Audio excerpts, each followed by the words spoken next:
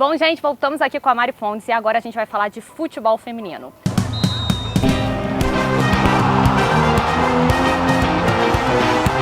Recentemente, infelizmente, o Brasil foi eliminado nas oitavas de final pela França. Isso. O Brasil foi em todas as Copas do Mundo, enquanto a França só foi em 3. E o resultado que ela foi mais longe foi em 2015, que foi a 4ª colocada.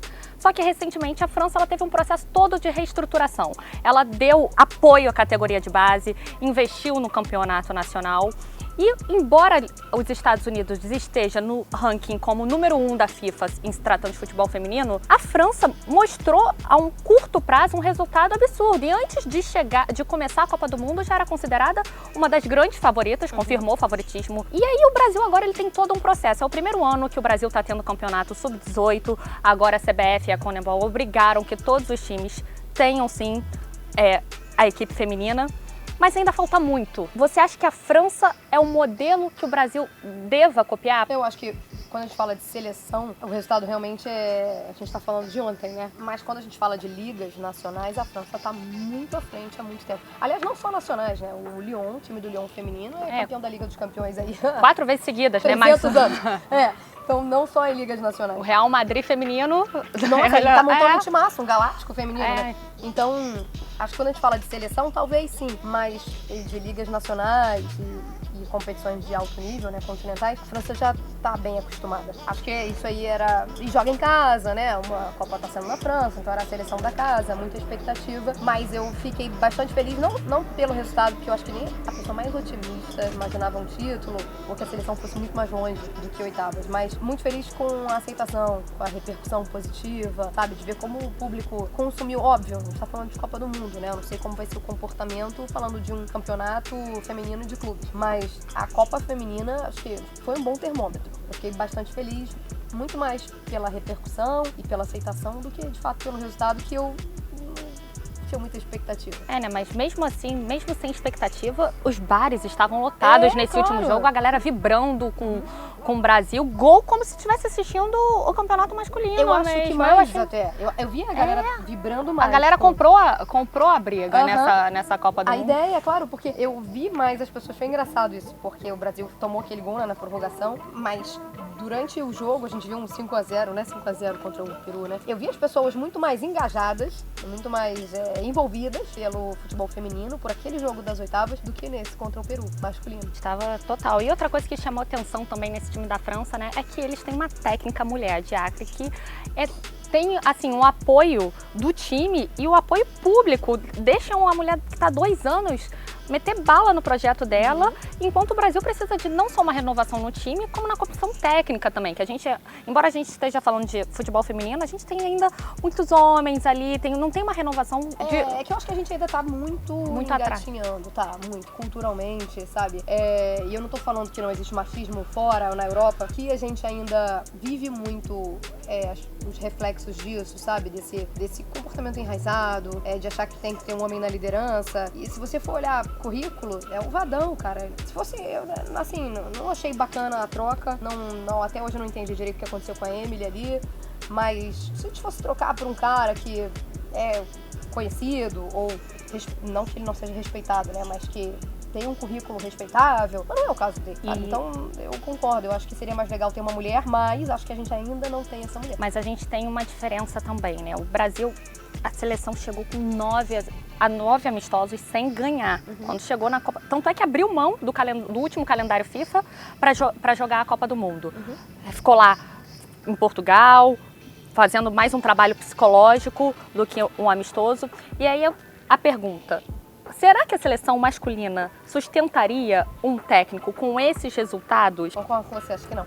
Não sustentaria. Acho então é muito absurdo a gente ver uma discrepância. É que a gente olha meio que, assim, ninguém fala, mas o jeito como as pessoas tratam, pro que tá bom. É exatamente isso. Entendeu? Né? Então, eu acho que não é. Eu acho que é o que a Marta falou e esse foi o recado dela. Pô, a gente precisa chorar, mas a gente tem que rir no final, e esse final tem que chegar, gente. Eles não podem, não vai ter uma Marta pra sempre. Quem vai ser a substituta? Porque ao mesmo tempo que eu acho enorme a pessoa participar de 5, 4, 7 Copas do Mundo, né? Por que houve essa necessidade? Entendeu? Onde é que tá essa renovação? Quem é que vai assumir essa bronca aí? Uma hora a conta chega. E a gente viu agora, e eu fiquei muito impressionada com o ritmo das meninas, que não são meninas mais, né? A gente viu a Marta correndo 90 minutos, mais meia hora, sendo 2 horas de corrida. E correndo 13 quilômetros. Cara, 13 quilômetros, a gente tá falando de uma pessoa... É o dobro do que costuma a jogar em um jogo, porque elas deram uma vida. A Marta abdicou muito de ataque para fazer uma marcação. Tava onipresente a Marta, então era... Acho que até foi um erro do Vadão também, mas enfim. Mas falta título de expressão para as meninas, elas têm muito, cada uma... Ali a gente tem muito talento individual, né?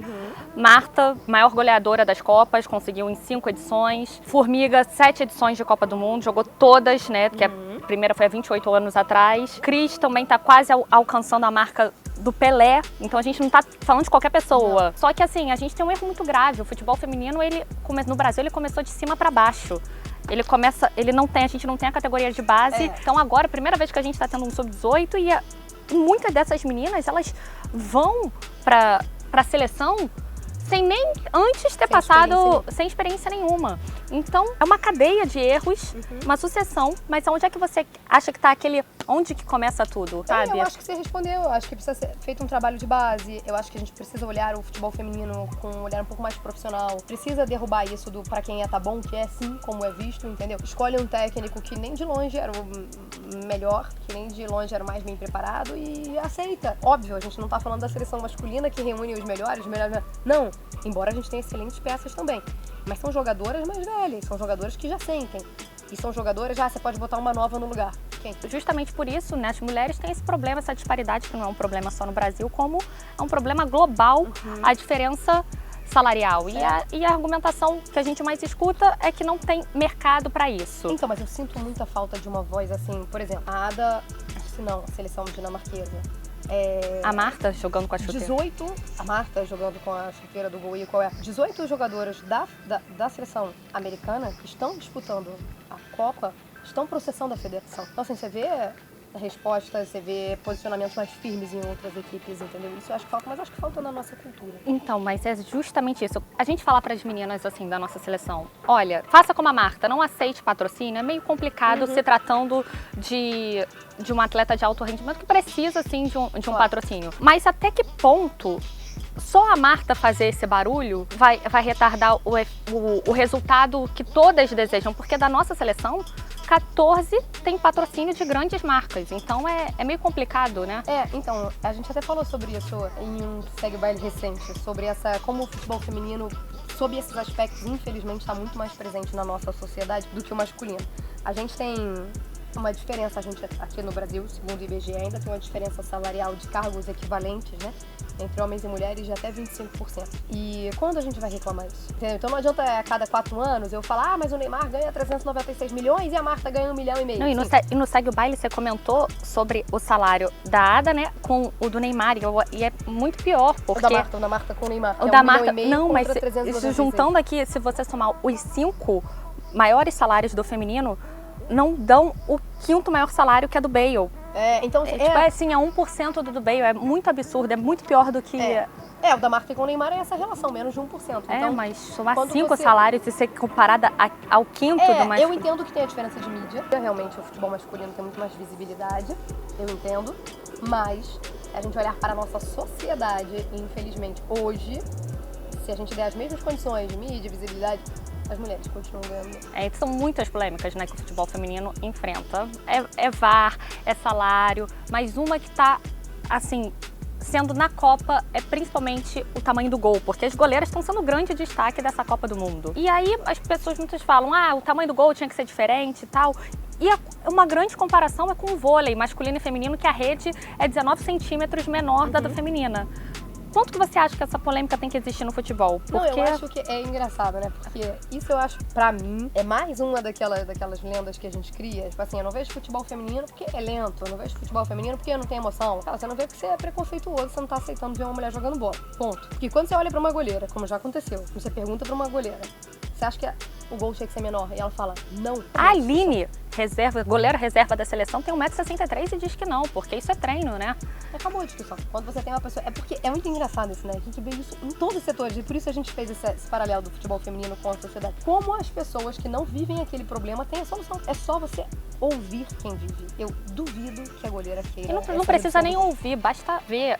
A Bárbara não quer olhar todos os jogos, não olha, mas você assistiu o primeiro jogo da seleção brasileira, viu que a Bárbara, em uma defesa contra a Jamaica, ela ultrapassou o gol. Então essa questão da envergadura é totalmente treino, até para os masculinos, porque se olhar na década de 70, os homens eram goleiros baixos. Mais baixos, é. Não, e esse é até um argumento, né? Ah, não vou ver futebol porque as meninas não são tecnicamente boas. De onde as pessoas tiraram isso? Porque tem time que se olhar a seleção espanhola masculina de futebol, gosta de troca de passe, outros puxam contra-ataque. Você acha que realmente falta ainda para as meninas tática e tecnicamente alguma coisa? Você acha que elas dão chutão? Não acho. É machismo? Não, eu acho que assim, algumas seleções, de repente até a seleção brasileira, mas a gente precisa olhar exatamente isso que você falou, não houve um trabalho de base, foram meninas que foram, entre aspas, jogadas ali, né? Então talvez falte sim, de repente se você em casa sinta falta de algum fundamento, tudo bem. Mas enquanto você já viu uma Liga dos Campeões feminina? Associar isso, generalizar o futebol feminino o nível é muito baixo, porque eu vi 2 jogos da seleção brasileira. Não, calma, vamos olhar com mais carinho, entendeu? Falta investimento aqui, falta base, falta trabalho, falta estrutura, falta tudo. Vamos ser um pouco mais pacientes. Isso mudou na década de 70. É, o futebol feminino foi proibido durante 40 anos, isso. Então tem um atraso todo nisso. Óbvio, não dá pra gente ficar Tem um comparando. Preconceito também, menina jogando futebol, Também. menina tem que brincar de boneca, não é do dia pra noite que a gente vai ver mudança, com certeza. E futebol masculino ocupa uma posição, tipo assim, absurda na televisão. É quase que 90% das modalidades, da modalidade, a TV só passa futebol. É a primeira vez que a gente está tendo a maior emissora, inclusive há uma emissora, né, transmitindo o futebol feminino, e a sociedade já deu a resposta quando, no jogo de estreia, o Brasil dobrou a audiência para 24 pontos. Então, você seria a favor de uma criação como se de uma cota, sabe?